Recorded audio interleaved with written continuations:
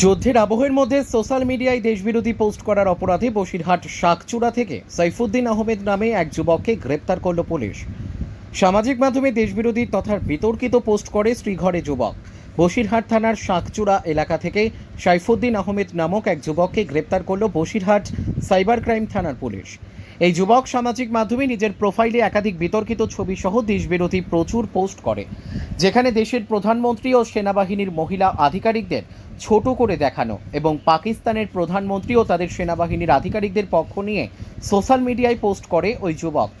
Social মিডিয়ায় post viral হতেই বসিরহাটের বাসিন্দা এক যুবক বসিরহাটের সাইবার ক্রাইম থানায় অভিযোগ দায়ের করেন। অভিযোগের তদন্তে নেমে বসিরহাট সাইবার ক্রাইম থানার পুলিশ বসিরহাটের শাকচূড়া এলাকা থেকে অভিযুক্তকে গ্রেপ্তার করে।